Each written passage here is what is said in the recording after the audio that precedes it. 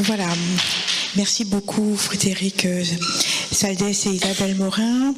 On voit beaucoup de convergence dans les deux exposés. Et je vais déjà laisser la salle interroger nos deux intervenants.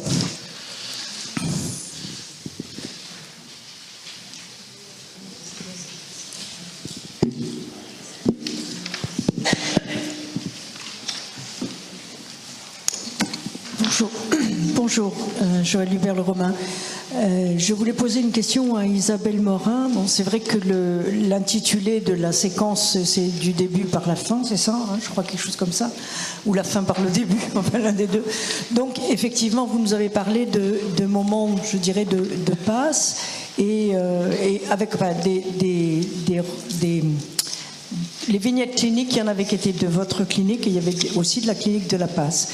Donc je me demandais si, par rapport à ce qu'avait dit Pierre Bruno tout à l'heure, il y a de l'analyste au début d'une cure, à l'entrée dans une cure, il s'agit qu'il y ait de l'analyste pour pouvoir faire offre.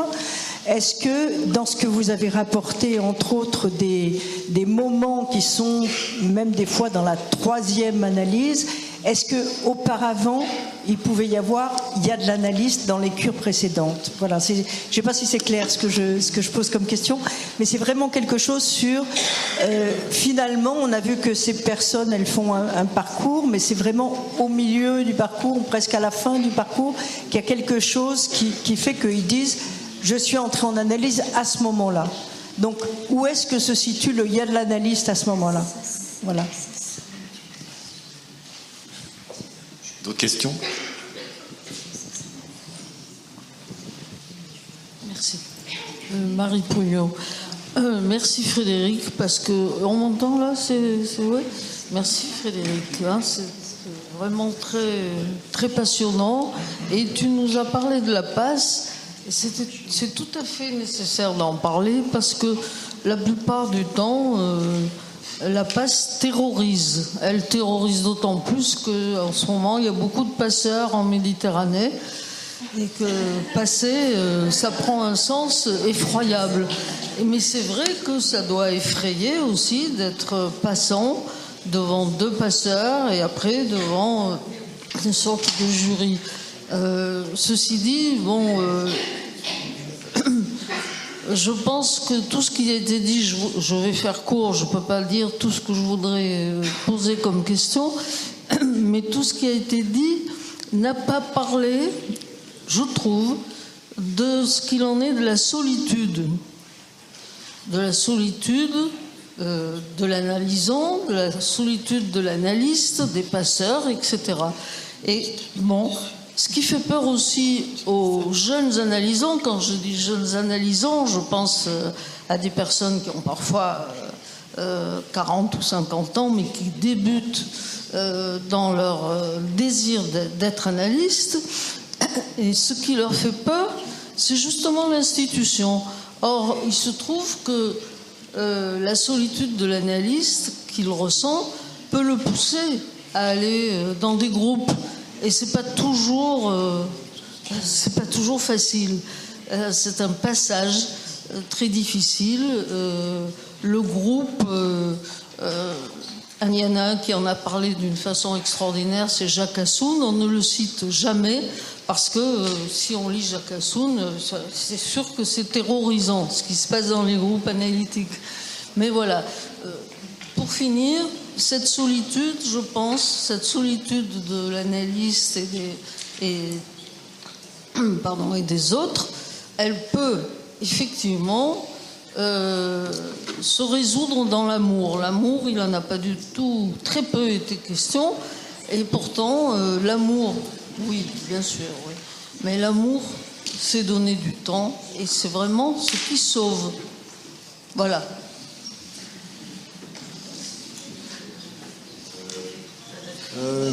Kamel Eliachi, c'est une question à Frédéric Saldès. J'ai beaucoup apprécié votre intervention. Il y a un point qui m'interroge. Vous semblez considérer qu'à partir des noms dupes, la tripartition du champ clinique entre névrose, psychose et perversion, en tout cas c'est ce que j'ai cru comprendre, serait dépassée. Est-ce bien ce que vous pensez ?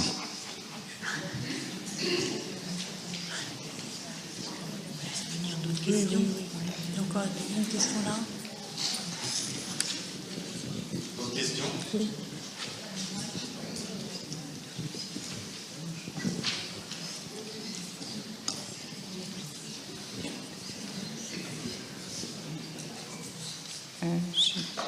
Je ne retrouve plus le nom de la dame qui a commencé. Isabelle Morin. Je vous remercie de ce que vous avez pu nous apporter. J'ai travaillé un texte, je pense que... voilà, pardon. Moi, je l'ai nommé autrement la tiercité. Hein? C'était par rapport au travail avec les enfants. Et vous avez effectivement très bien déplié la position nécessaire. Enfin, ça s'est parlé beaucoup aujourd'hui. Hein? Le père réel. Vous avez... Alors, oui, l'imaginaire maternel entre le père imaginaire et le père réel. Donc, je ne sais pas si j'ai une question pour vous. Je suis quand même embarrassée par l'ambiance et je vais pouvoir dire des choses à Frédéric parce qu'on est bien de copines et que si ça tombe sur Frédéric, c'est pas grave parce qu'en plus elle a du répondant. Je trouve qu'on est dans la théorie lacanienne. C'est pas vrai, hein, il y a des choses, j'ajouterai autre chose. Mais bon, quelle est l'actuelle de... Alors, tu l'as dit, hein, notre théorie individuelle, hein, notre élaboration individuelle, théorique par rapport à notre clinique, notre travail, on travaille ensemble au GRP, de temps en temps, moi parce que je n'y suis pas toujours, mais il y a des points qui ont été très intéressants, mais j'ai été très contrariée d'entendre beaucoup de lacanisme. Mais bon, c'est mon truc à moi. La passe. Alors par contre, j'ai entendu des choses très intéressantes dans la manière dont tu as présenté la passe. Peut-être qu'on peut laisser la personne qui pose la question, voilà, aller au bout, oui. Il y a beaucoup de chuchotements. J'ai cru comprendre que la passe n'était pas pareil ici que dans l'institution dans laquelle je suis. Alors, j'ai entendu, et c'est très intéressant, le passeur ou un passeur. Je me suis dit, tiens, il n'y en a qu'un. Et ensuite, j'ai surtout entendu cartel et pas jury. Et alors, ouf, ça c'est intéressant. Après, je ne dirai pas ce que je pense sur la passe, etc., parce que ce n'est pas du tout le lieu. Disons que le lacanisme, j'exagère, hein, je suis désolée, mais moi, l'apport du livre de Radmila Zigouris, pour moi, est un livre qui m'a fait faire ouf, parce que je pouvais me reconnaître dans ma pratique d'analyste d'enfants. Je ne suis pas qu'analyste d'enfants, et je pouvais m'y reconnaître, et toute la théorie lacanienne, j'avais du mal à me trouver, hein. Et donc, Lacan, c'est effectivement la topologie, mais c'est aussi des tours dans une quête de trouver un savoir, effectivement, pour soutenir la psychanalyse. Des tours par Camus, par plein de choses, par les ensembles pleins, etc. Mais peut-être que vous allez un peu conclure sur une question. De la position subjective, je crois que c'est quelque chose d'important. Et la solitude de l'analyste, est-ce qu'elle a aussi à passer forcément par la passe? Parce que la passe, elle ne se passe pas forcément que dans la passe institutionnelle. Mais Frédéric, c'était très intéressant la manière dont tu l'apportes. Je peux parler un petit peu, s'il vous plaît? Je voulais juste dire un mot, moi, en ce qui concerne, vous avez parlé des écoles de formation. Bon, je fais partie des gens, effectivement, qui ont fait une école de formation. Hein, donc, vous parliez de ces formations. Bon, ça dure un certain temps. Qu'est-ce que vous avez dit ?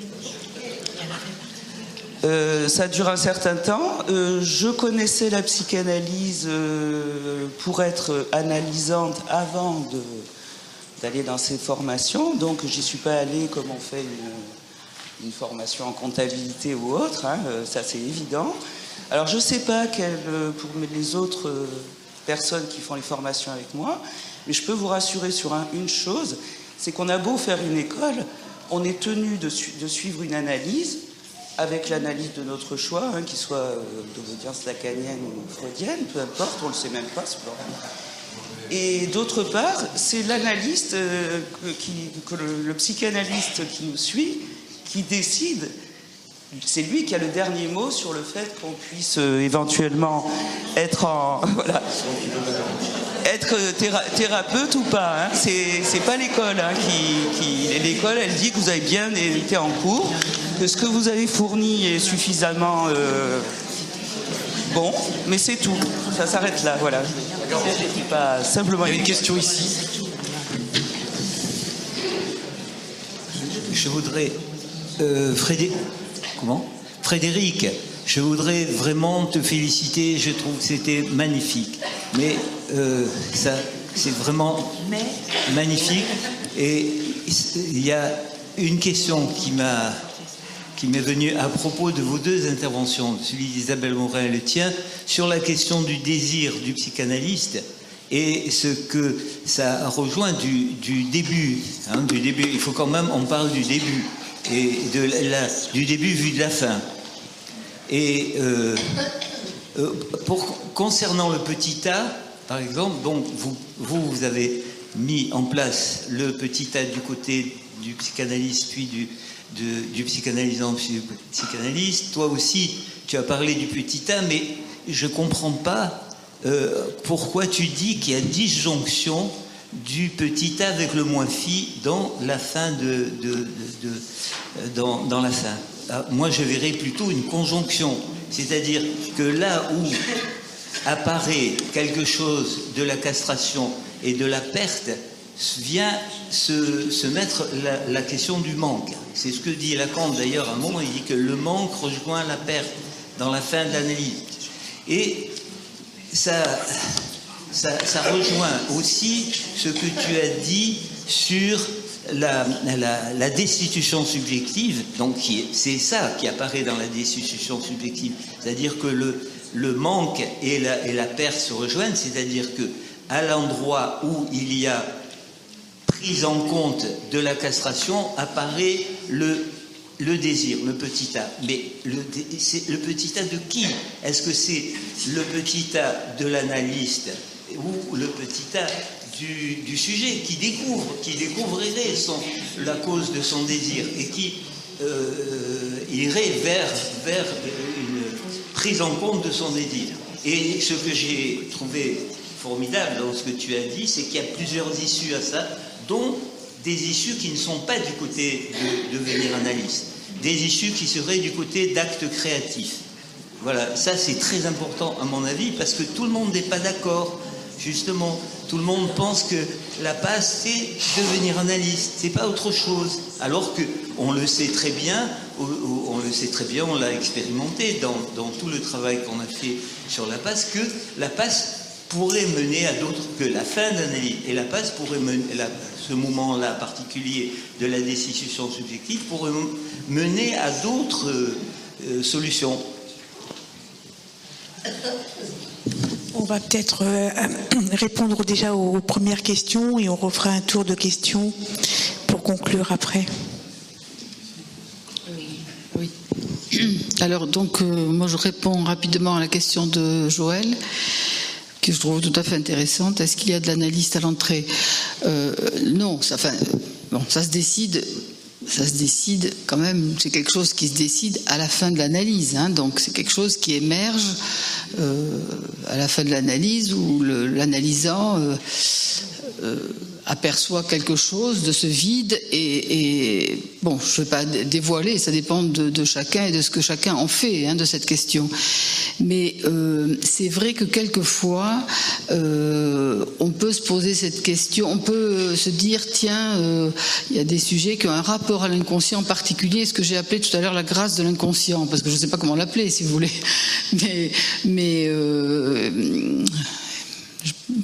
peut-être moins de défense, moins bouché, j'en sais rien, je peux pas dire, parce que ça serait négatif de le dire comme ça par rapport aux autres. Mais il y a quelque chose, et ça ne veut absolument pas dire que ce sont ceux-là qui, à la fin, justement, pourront témoigner de ce passage à l'analyste. Mais je trouvais simplement que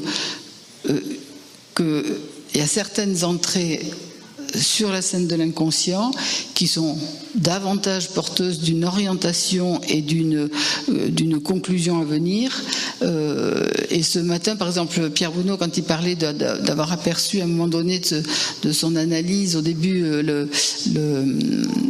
que l'autre est défaillant, enfin de cette espèce d'ouverture là, c'est porteur de quelque chose, si vous voulez. Donc c'est ça que je veux dire. Mais on peut pas dire qu'il y a de l'analyste au début, sinon ça serait pas la peine de faire une analyse. Vas-y, allez-y.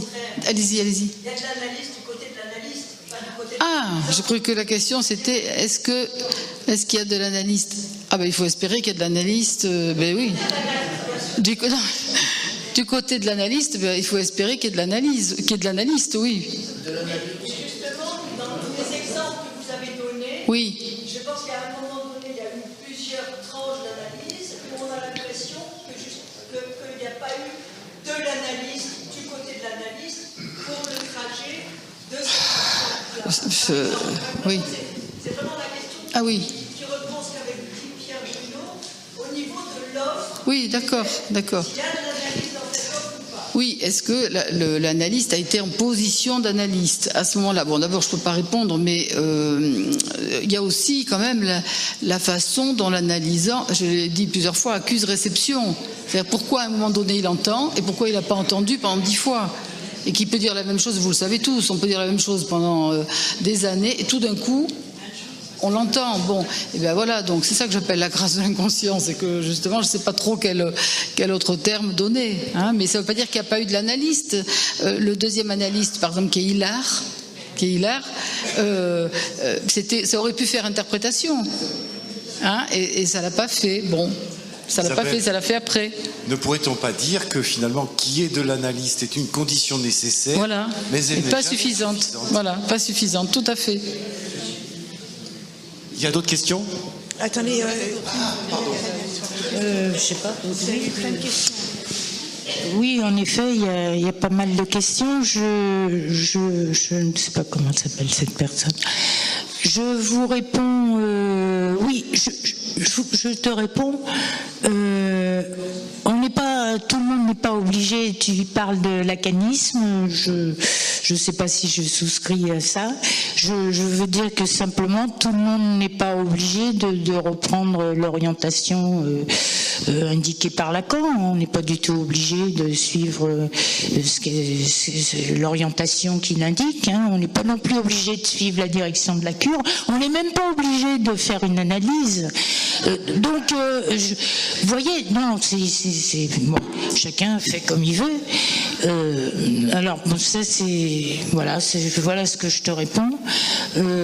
Alors, à Paul Allerini, Paul Allerini, tu m'écoutes?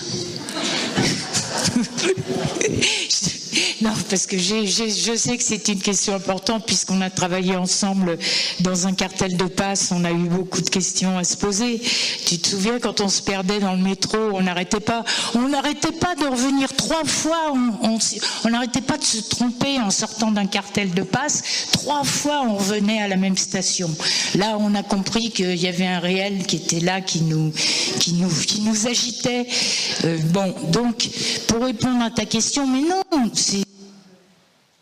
maintenant tu ouvres une question, mais j'avais pensé que c'était du côté de l'analysant, le disjonction petit a moins phi. C'est du côté de l'analysant, oui, bien sûr. C'est au moment de l'émergence du désir de l'analyste, c'est cette séparation-là qui se produit, tu vois. D'un côté, la séparation d'avec la jouissance, quelque chose de la jouissance, et du petit moins phi, ce petit phallus imaginaire, qui, voilà. C'est du côté, mais bon, tu vois ça du côté de l'analyste ? Il y a quelque chose, si tu veux, puisque j'ai eu l'occasion d'avoir à désigner des passeurs. Et j'ai eu donc l'occasion de travailler cette question avec des collègues. Sur quoi, effectivement, bon, là je répondrai à la personne qui a amené la question de l'institution et la solitude de l'analyste. Bon. Qu'est-ce qui fait signe? Effectivement, Lacan l'amène. Il y a ces deux structures qui a une phase dépressive, forcément. L'objet qui choisit, bon, il y a un deuil. Bon. Mais du côté de l'analyste, et puis il y a la réaction thérapeutique négative aussi. C'est soudain le patient qui veut partir, quoi, l'analyste qui devient zéro, nul, enfin réaction thérapeutique négative. Bon, ça faut le soutenir parce que là il y a du réel à ce moment-là. Il faut la soutenir, sa position d'analyste. Bon, je ne sais plus ce que je voulais dire. Oui, alors oui, c'est ça. Désigner un passeur, c'est effectivement très problématique puisque c'est propulser son patient sur sa propre scène institutionnelle. Donc c'est un truc délicat. J'ai écrit un texte là-dessus, sur la question de la désignation des passeurs. Je pourrais te passer les références.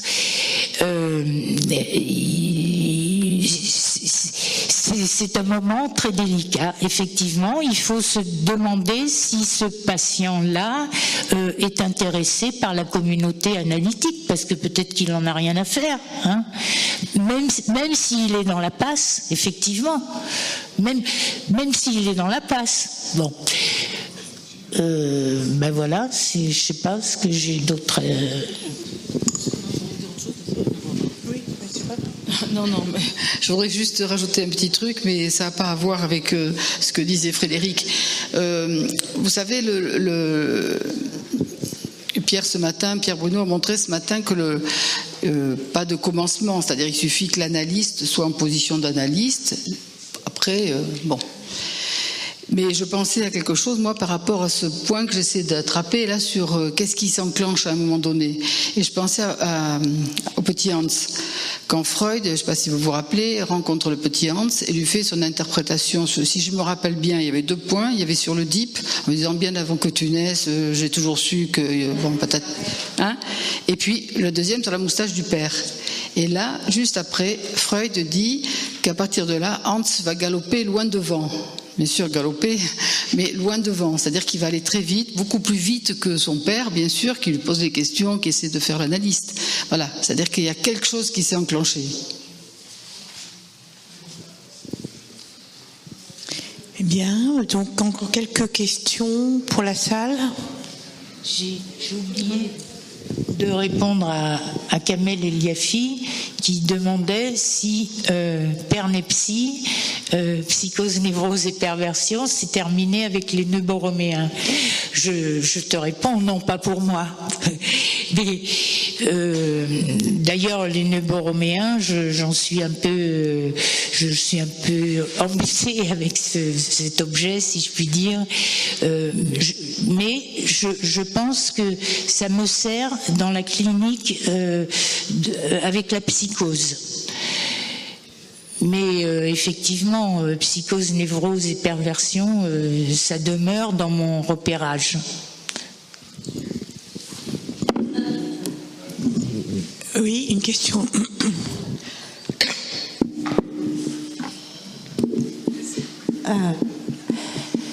Bonjour Nada Gély. Alors ma question s'adresse particulièrement plutôt à Isabelle Morin.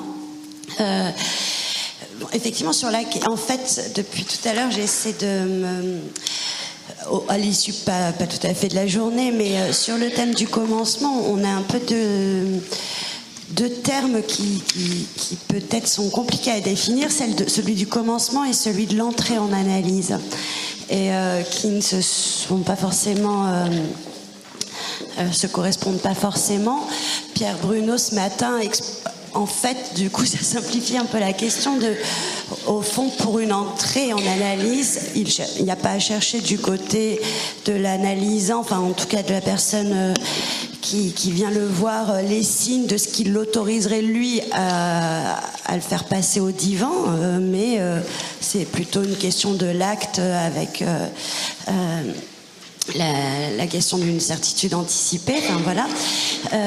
Mais derrière ça, on a quand même toujours du mal à définir ce qu'est l'entrée en analyse. Enfin, quelles sont les coordonnées d'une entrée? Est-ce qu'on a discuté de son commencement, est-ce que c'est le moment où on allonge l'analysant, où il s'allonge? Enfin, on ne définit pas depuis presque ce matin ce que seraient les coordonnées d'une entrée en analyse. Et la question m'est venue autrement aussi par rapport à vos vignettes. Il y a deux sortes de vignettes. Il y a celle où vous, il me semble, dans votre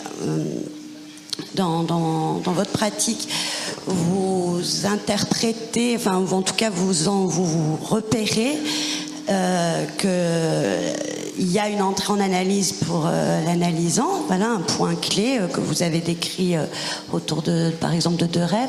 Et puis il y a des temps dans la passe où l'analysant ou le passant lui identifie son entrée à lui, voilà. Et je me demandais si c'était, enfin voilà, comment on pourrait distinguer ces deux statuts qui me semblent différents.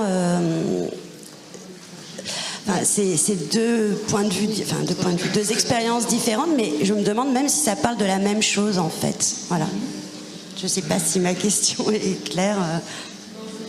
Il y a encore une question là. C'était la question qui était posée par le oui, conséquence.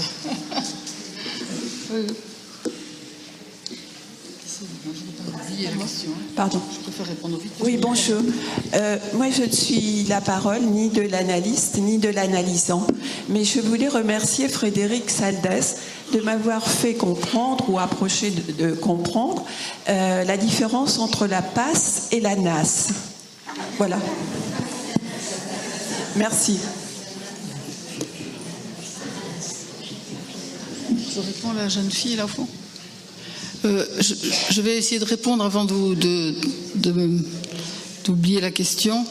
Ce que vous vous demandez, c'est si au fond, les passants par exemple, qui disent voilà, ça a été mon entrée en analyse, et l'analyste qui dit voilà, moi il me semble que cet analysant est entré, ou enfin il y a quelque chose qui s'enclenche ou pas. Est-ce que c'est la même chose? Bon, évidemment, vous allez me dire c'est moi qui ai choisi ces vignettes. Donc j'ai pris celle qui me semblait tout à fait porteuse d'une bonne direction d'analyse, enfin de quelque chose où vraiment on sent qu'il y a quelque chose qui va pouvoir être possible.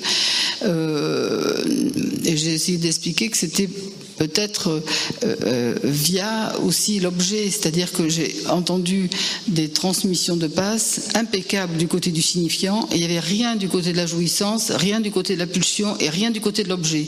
Donc ça me dérange énormément. Donc évidemment, c'est un choix que j'ai fait, si vous voulez. C'est-à-dire, je vous présente une hypothèse et je vous présente ma position. Et dans les cas qui relèvent de ma pratique, là, c'est pareil. C'est-à-dire que, par exemple, le petit clown qui peut pas entendre, qui veut pas entendre, je pense que c'est quelque chose qui est possible, qui est tout à fait possible, vous voyez? C'est-à-dire que c'est en cours, quoi. Ça viendra à un moment donné ou l'autre. Mais c'est vrai que c'est une hypothèse que j'ai choisie, on pourrait en choisir d'autres. Hein?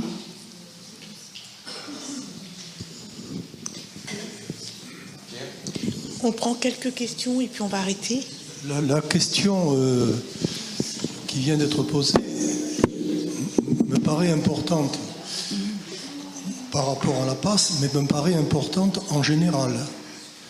À savoir que j'ai été quelquefois étonné d'entendre par des indiscrétions qui peut-être n'auraient pas eu lieu d'être, mais enfin qui ont été faites. J'ai eu l'occasion d'entendre des collègues me parler de la passe d'analysant dont j'avais été l'analyste, et j'ai été très étonné de découvrir quelquefois que les moments cruciaux pour l'analysant n'étaient pas du tout les moments cruciaux pour l'analyste. Et je crois que c'est quelque chose qui effectivement peut se dévoiler dans l'expérience de la passe, mais qui, qu'à mon avis, un analyste doit toujours avoir en tête sur le fait que il y a en somme quelque chose d'une structuration différente de la lumière chez l'un et chez l'autre. Sans indiscrétion, on peut très bien, par exemple, entendre le texte de quelqu'un qui a été nommé, par exemple, ou qui n'a pas été nommé du reste, qui a fait un texte, qui en a parlé, donc simplement on peut entendre ce qu'il dit. Et l'analyste, effectivement, peut ne pas reconnaître du tout la structuration des temporalités logiques de la cure, des virages, se dire, c'est pas du tout la façon dont je l'aurais construit. Oui, mais c'est... Voilà, mais... je crois que c'est ça, quand même, hein.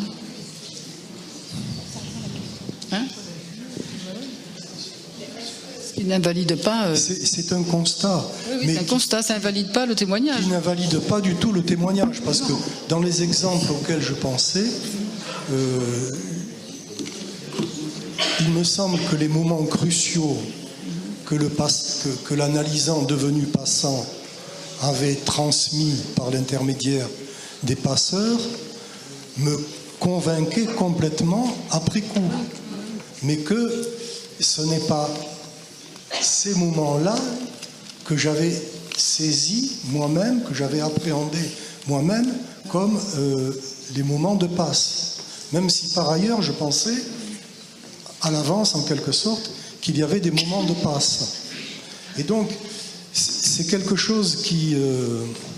enfin moi je reste du portaillien,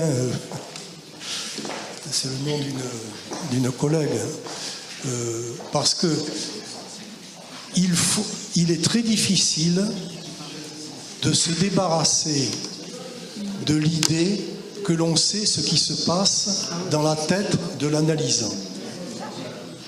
C'est la chose la plus difficile dont il faut se débarrasser.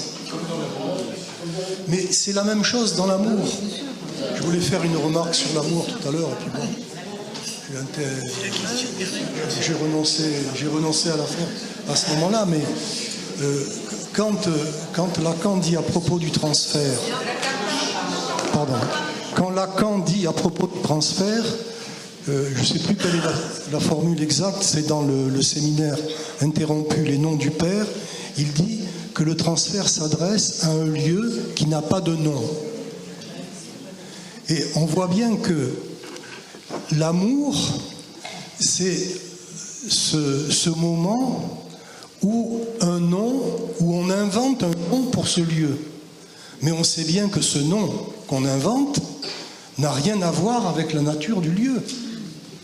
C'est pour ça d'ailleurs qu'ensuite, ça peut durer ou ça peut ne pas durer.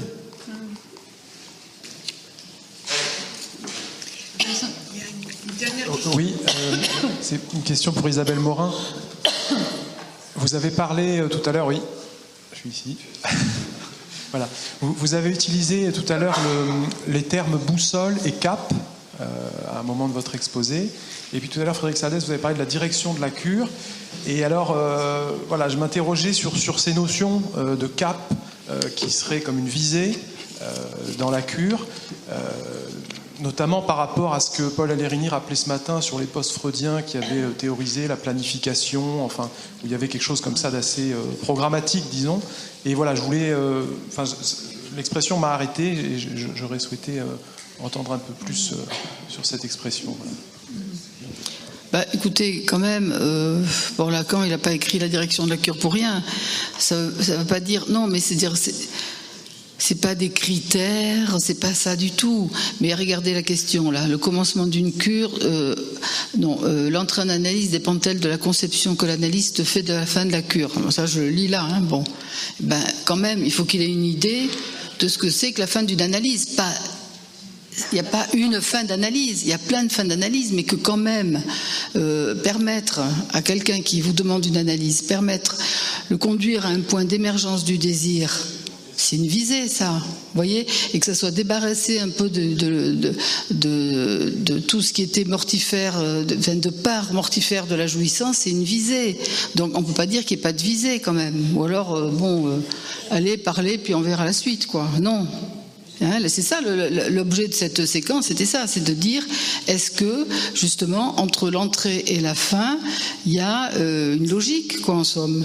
Hein, alors il y a 36 logiques, celle que l'analysant va lui-même élaborer, mais quand même l'analyste il doit bien avoir une idée de ce que c'est que de où on mène quelqu'un, où on mène une demande. Non, vous n'avez pas cette idée? Ça serait ennuyeux si on n'avait pas cette visée.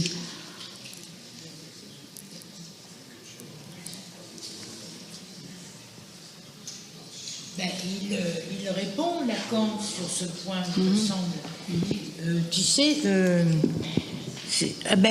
si c'est dans la réponse à André Albert, je crois, quand il dit que nous, c'est pas d'en faire des artistes, parce que bon, il est question d'une production de subjectivité, et il dit, il est pas, nous, le problème, c'est pas d'en faire des artistes, des sujets, c'est de les faire passer par le bon trou de ce qui leur est à eux le plus singulier. Voilà, c'est ça.